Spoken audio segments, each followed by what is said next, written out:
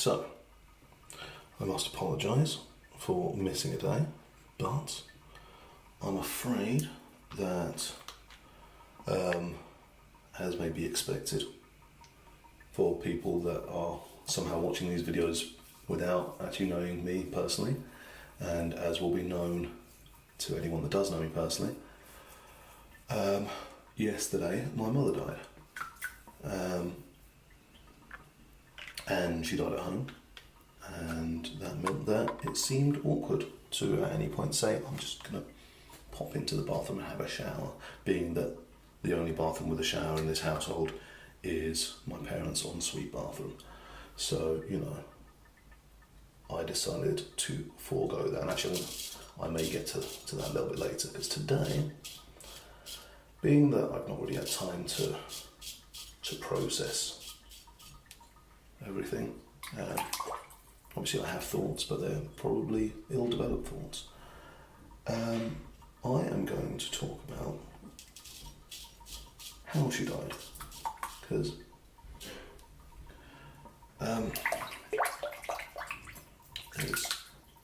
I subscribe to a channel on YouTube, which, what is the channel actually called? It's Caitlin Doherty, The Order of the Good Death. There is a name for it, which is the far more well-known Ask A Mortician, that's what it's called. Anyway, and the point of this channel is effectively to demystify death, to give people education about what death is, about what you can do when somebody dies and that kind of thing, and to get people talking about death and not being afraid of it. I think that is very important. And so, to contribute to that discussion, I'm going to explain how my mum died in somewhat broad strokes.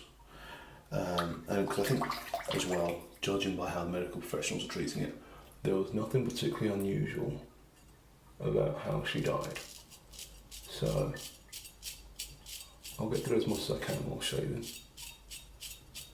But anyway, so you may be aware she had had cancer for a couple of years, and she'd been, for the past year, she just had sort of constant pain, so she was very medicated up to that point.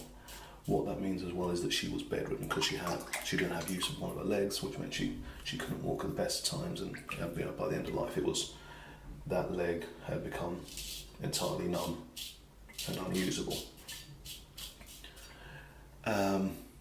These were all things that we were fighting against until the end, but that's where we were. What that meant was that she was bedridden, so actually for the past, it's only 6 months, probably more, she also had a bed sore that became a pressure ulcer, a grade 4 pressure ulcer, for anyone that knows about these things. My understanding is that grade 4 pressure ulcer means you have a massive hole that effectively goes down to the bone. I didn't look at it all that much. She had carers and nurses whose job it was to clean it, open it, pack it, do everything they needed to do with it, and to try and get it healing. And importantly, to get that healing, that needed to be healed, that needed to be sealed before she was allowed to do any more chemotherapy. So that was what we were trying to get to at the end, was trying to see if she could heal up before the effects of the cancer took her. Obviously that didn't work, but that's what we were working towards. That's the hope that we had, was that somehow that was going to heal up. Obviously the thing with cancer is that the cancer kind of, I mean my understanding at least, is that it works like, it's kind of like having a baby, effectively. You've got a section of you just growing and growing, and the body sends resources to that, which it should be sending elsewhere. So it's always this massive battle. This is always one of the problems when people are saying about how, these great ways to cure cancer by, blocking off this and doing that and so on and so forth. Generally, anything that makes you better makes the cancer better. Anything that hurts the cancer hurts you, because it is part of your body. So, that's always the problem with that. So, as much as we give her steroids, as much as we give her food and everything like that, that is also feeding the cancer. It's also feeding the tumour. which obviously isn't great, but it's the only way round, is to try and get stronger than it somehow, and just try and win that race. That's good. Obviously, we didn't manage to do that, but anyway. So yesterday was Saturday. On Thursday morning, when she was talking, she was like, you were hearing gurgling in there. So the nurses said, just sit her up, that will improve. It did. Friday, we then started hearing it again while she was breathing. And nurses came in, they gave her a decongestant injection. It sort of like loosens and dries up the fluid in her lungs. And then they got the GP in. Also, the nurses that had been changing her dressing had been saying that the pressure ulcer was looking worse and they thought it was infected.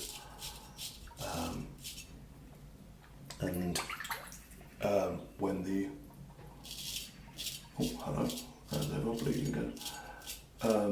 When the GP came in, she looked at the condition, listened to her, and so on and so forth, did everything she could get away with without causing any distress. And said that, she looked like sepsis was setting in. She wasn't too far gone, so we're at that point thinking, okay, maybe we can do intravenous fluids, we can do intravenous antibiotics. Unfortunately, the hospice is unable to do that. So taking it to the hospice wasn't an option. I mean, it was if we didn't want to do anything. But luckily we knew that the local hospital has a very good palliative care ward. So we're like, okay, brilliant. Let's book straight into the palliative care ward. They'll be able to do everything they need to do. It's going to be great. The local palliative care ward has been shut down due to a norovirus outbreak. So, all the luck. And so the option then is, we wanted to take her to the Royal Marsden, that being her hospital, and we know that they can do fluids, they can do intravenous antibiotics and things like that. But you cannot get a last-minute private ambulance on a Friday night, it would appear. We called around all the different companies. The NHS ambulances will only take you to a local A&E for probably obvious reasons. For what may be less obvious reasons to people that have never tried to take a person in chronic pain into A&E, we did not want to go to A&E.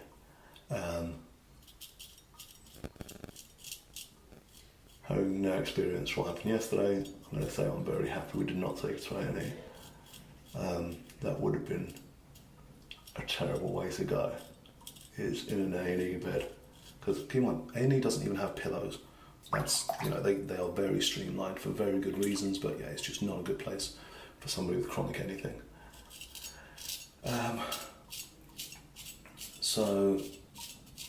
We were stuck with doing oral antibiotics, which, nobody was under any illusion that they were going to be particularly effective, but we were hoping maybe it would stave things off until the morning, and then we would be able to get a private ambulance, get her up to the Royal Marsden, and maybe something would be doable.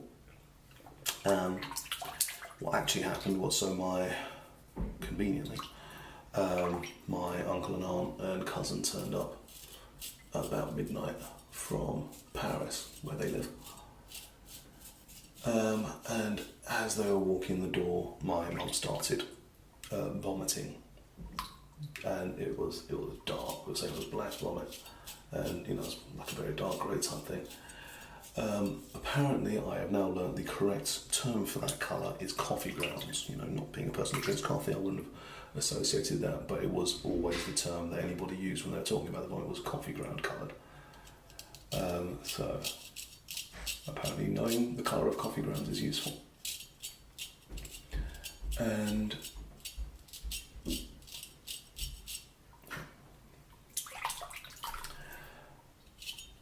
my uncle, who's a doctor and is the person that turned up, his sentiments about an hour after that had happened was, generally, as soon as you see somebody do that, it means that they're going to die within half an hour.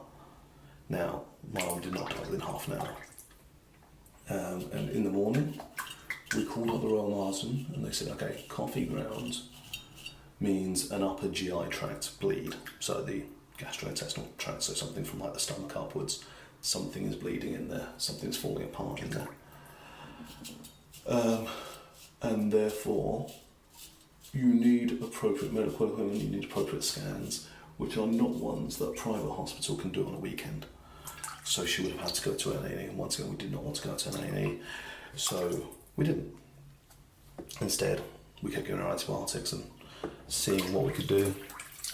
In all likelihood, the intravenous antibiotics wouldn't have been that much more effective, from what we understand, than the oral antibiotics, and obviously it would have been all far more distressing. And so yeah, she threw up a few more times over the night. At my brother, who lives in Nice, he managed to get himself a morning flight, which was delayed. So I went to the airport to pick him up at about midday, and because obviously when my mum's dying, the thing I'm going to do is go and pick somebody up from the airport, because it's very much in my idiom. And when we got back, so we got back probably about 1:30 from the airport, and within an hour, so Mum, she was vaguely awake. Now, when somebody has sepsis, I mean, obviously when somebody is on copious amounts of opioids, they are not particularly lucid at the best of times. She was on a syringe drive, so she was actually more lucid than you might necessarily be if you were on just oral or just injectables, or just, injections. But she was still lucid enough to notice that my brother was there. She was calling for people in the family that she knew and were around. She wasn't able to say anything to them, but she was peaceful. She didn't appear to be in pain particularly. Obviously, somewhat distressed. But considering that she'd had, I'd say, 2 years of battling this cancer, 1 year of just constant, unabiding pain, the fact that she didn't seem to be in pain on that last day did seem pretty wonderful for us. And that it was obvious to us that she was dying. I mean, firstly because she started, so we noticed that she was having a lot of trouble breathing. So we called up the nurses and said, "Can you come give her an injection for the pain, to clear out the lungs, and for sickness, so she doesn't vomit too much." And immediately after I hung up for that call, I started to get told she just vomited blood and she's having a nosebleed. So obviously things had escalated. So I call up again, inform the nurses this is happening, and we get everyone in the family around. At this point, we've got her brother, her sister's husband, her sister's daughter, her other sister who's not their's daughter, who come in, and so all of these had come in specially to be with her. Obviously they weren't necessarily there to see her die. They'd been there to help her in a time of need, but now they were there with her. And then obviously my brother was now there, and Elizabeth, who is our housekeeper, who obviously she's been helping out so much, and my dad, and we're all there holding a hand. My cousin, my uncle, my aunt, they're saying appropriate prayers for the situation, and she just sort of slowly stopped, and it's very difficult to know, because I was holding her wrist and sort of holding her hand, and at the same time taking advantage and putting my fingers to her wrist to check her pulse. Luckily, I recently figured out how to take a pulse.